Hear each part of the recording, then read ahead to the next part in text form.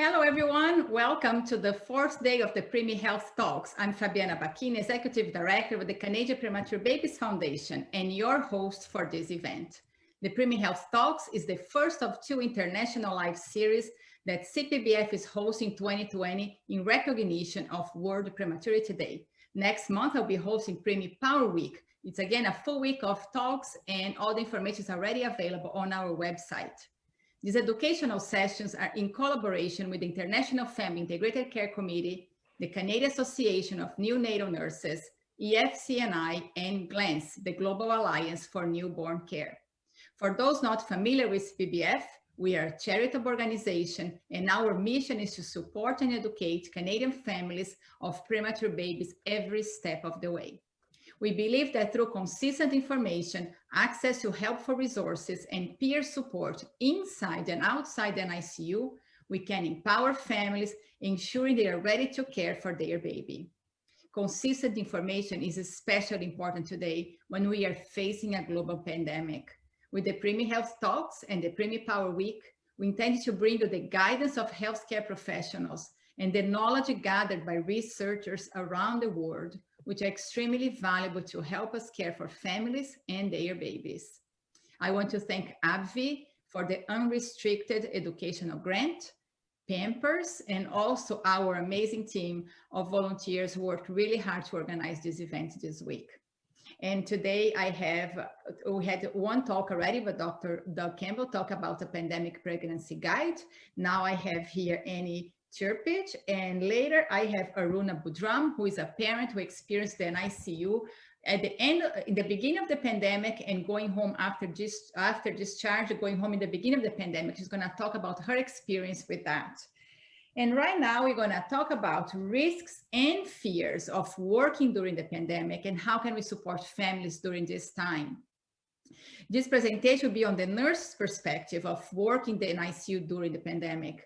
Anna will focus on the thoughts and perspectives that run through people's heads when the pandemic was unfolding in early spring, as well as what practices changed and how new policies will transform the NICU nurse's role. Anna is a registered nurse working in an ICU at BC Women's Hospital in Vancouver.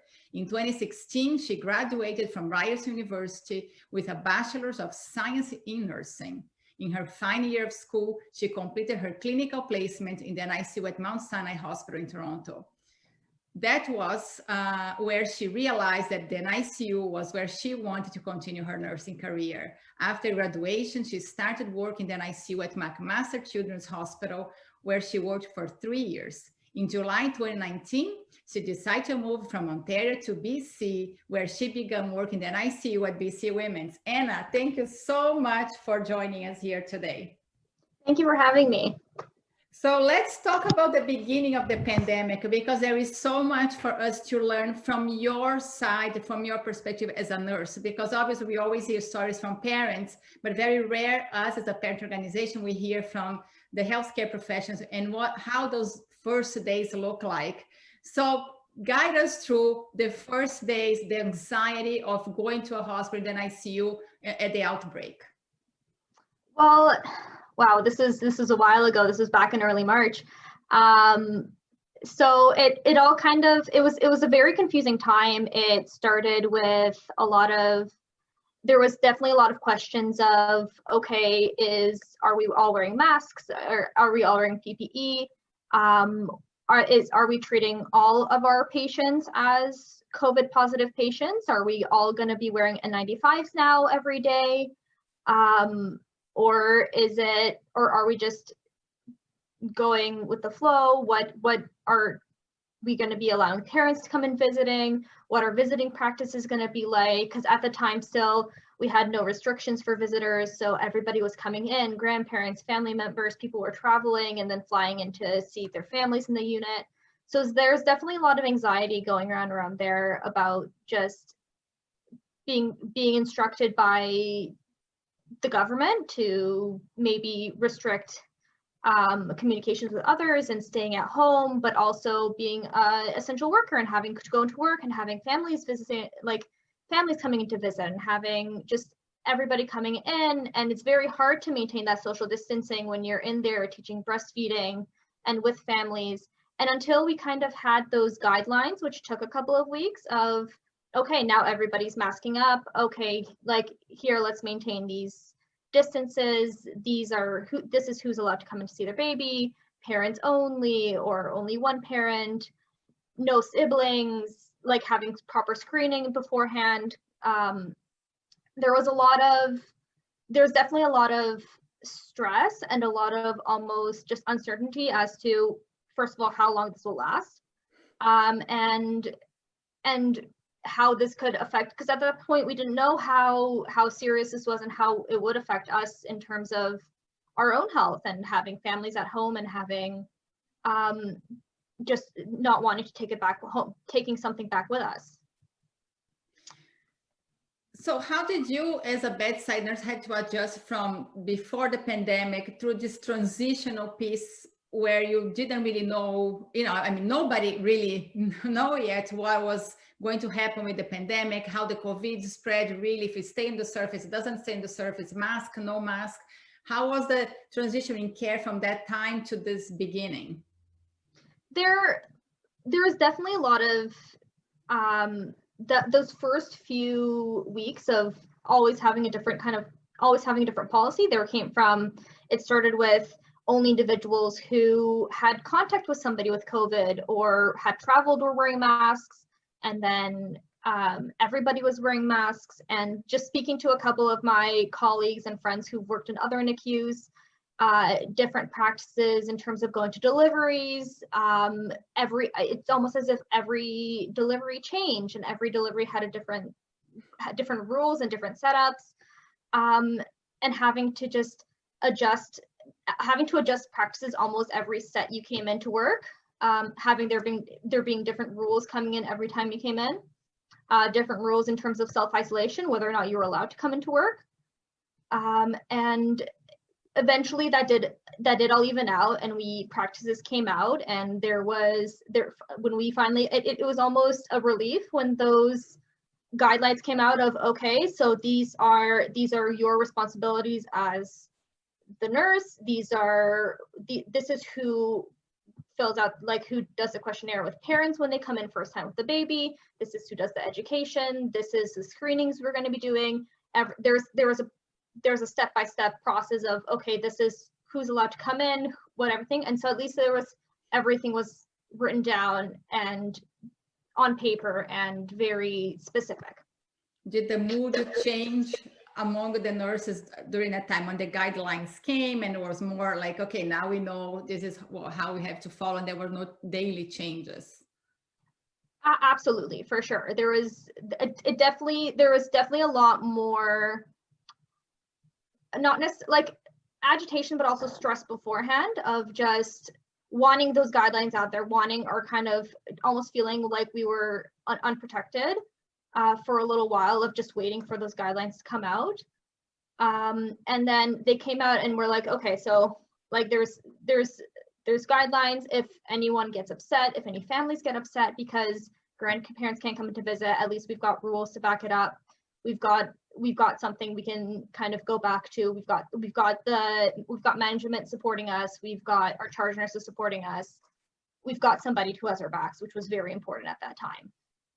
Absolutely, because I feel that is already a stressful job in a normal circumstance, because you're dealing with very sick babies, small babies. We also have to support the parents the best that you can, and then you add this extra layer of stress to your workload every day. So I really want to recognize that for all healthcare professionals and bedside nurses who are there every day, and especially the beginning, facing the unknown.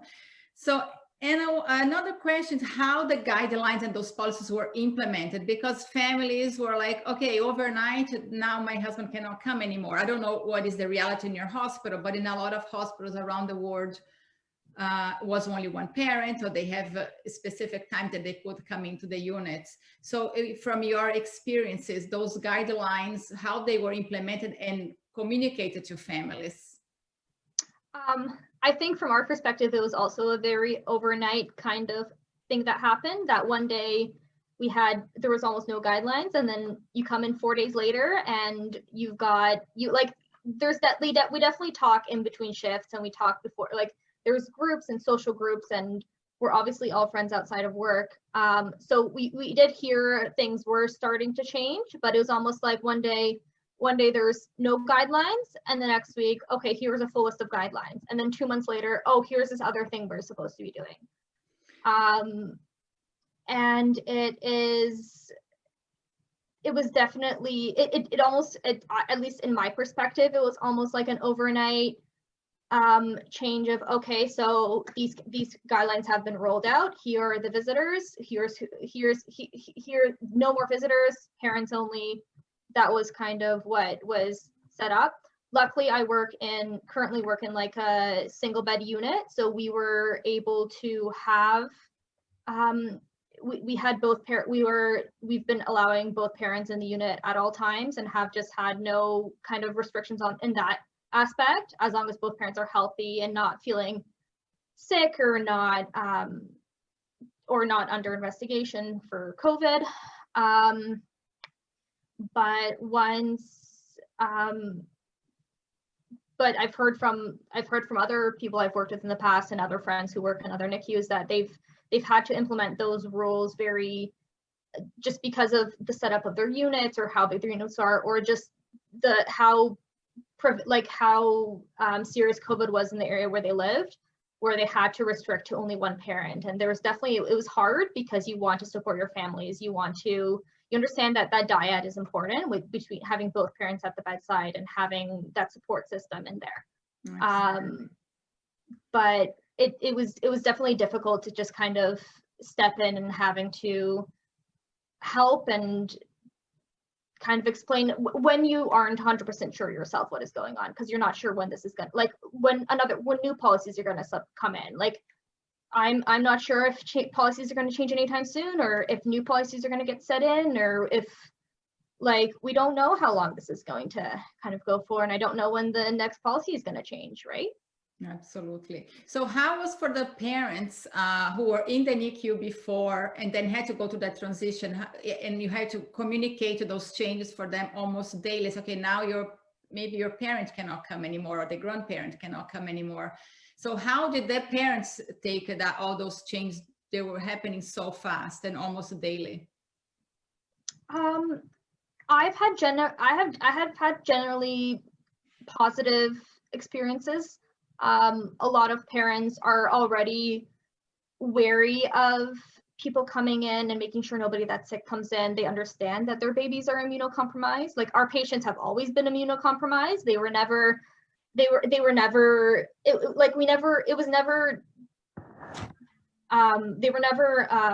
was never very okay for just tons of family to be coming in, and people could be coming in from all over. But we had, so a lot of families were understanding.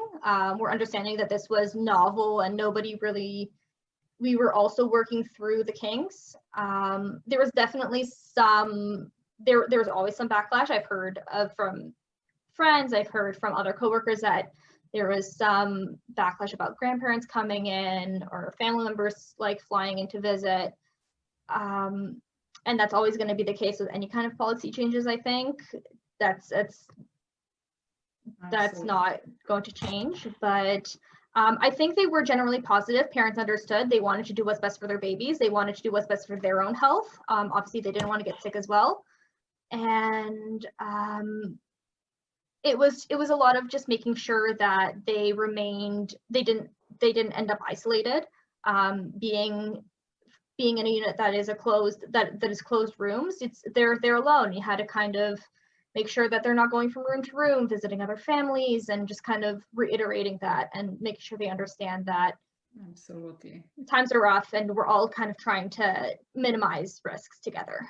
Absolutely. And parents also don't want to jeopardize their babies' health, because it was so much we are all into the unknown in the very beginning. We have a comment here from our live audience. I went from work in an Ontario hospital. I had the daily screens and temperature checks to getting to work every day for almost 2 weeks.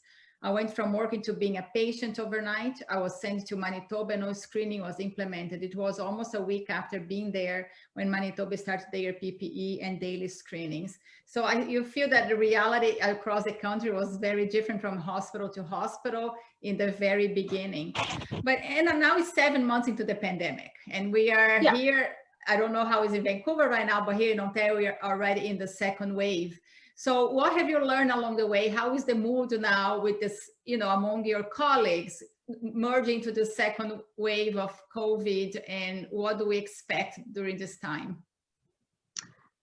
There's definitely been a level of, okay, this is reality now. You go in, you mask up, you are careful. Obviously, in my day-to-day life, I'm careful, and I'm not only thinking about risk management and making sure I don't get sick, but I'm almost more worried about bringing COVID into my unit and causing an outbreak in my unit. Like, nobody wants to be the person who comes in and brings an infection. So there's that's going on in the background constantly, and it will be going on in the background.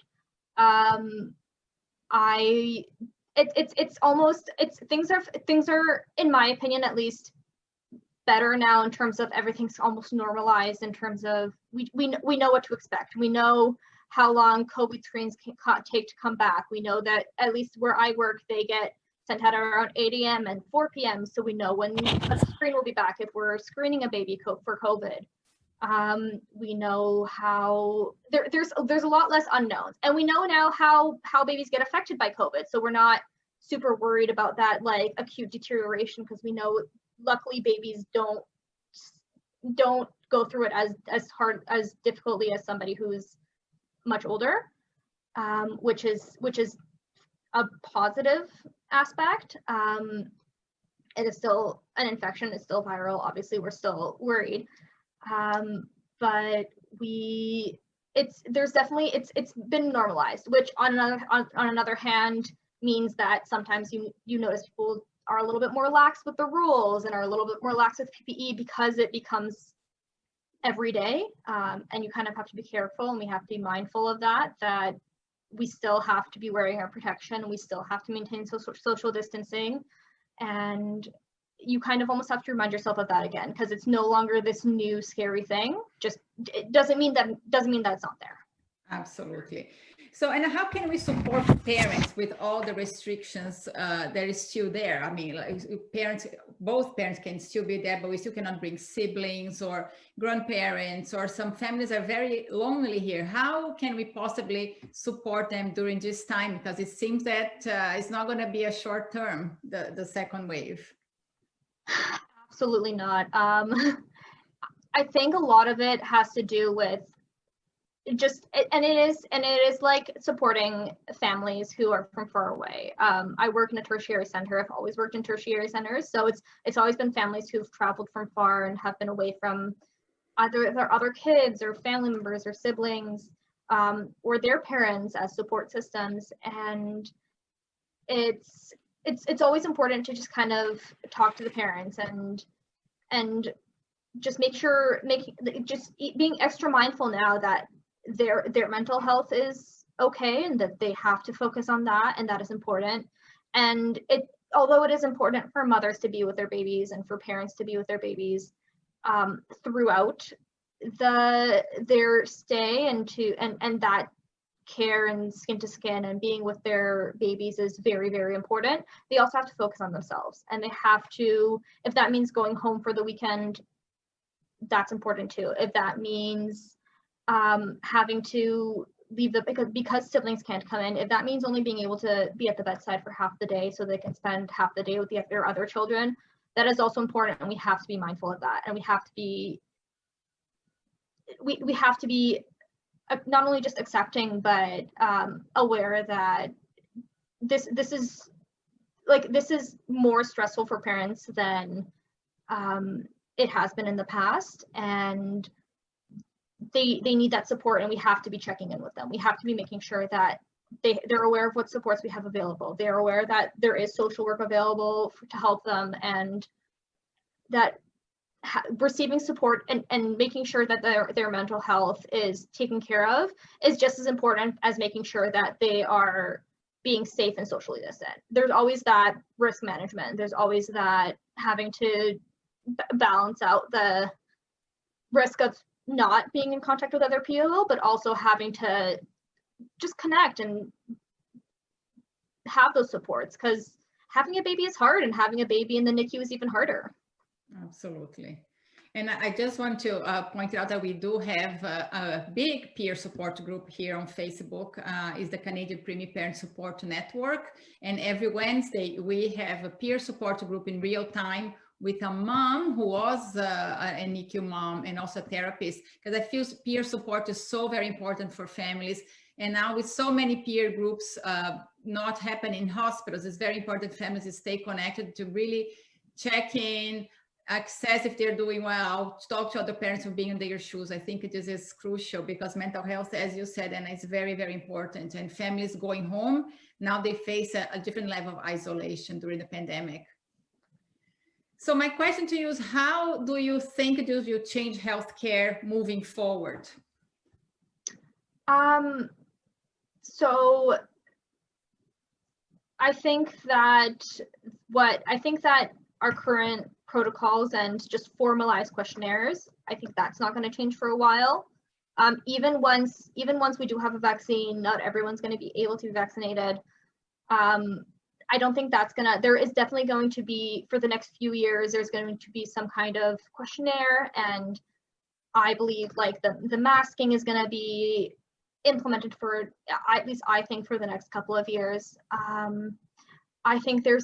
unfortunately think there might be some burnout in terms of nursing care. I'm worried about there being a shortage of nurses coming up, just because of the stress and the fear. Just from what I've heard, people have gone off early, or gone off to retirement early, or taken sick leaves, or just the stress of a pandemic kind of made some people realize that maybe this wasn't the career for them. And there's definitely a fear in the background that there will be a shortage, and having to work through a shortage is going to be difficult. And also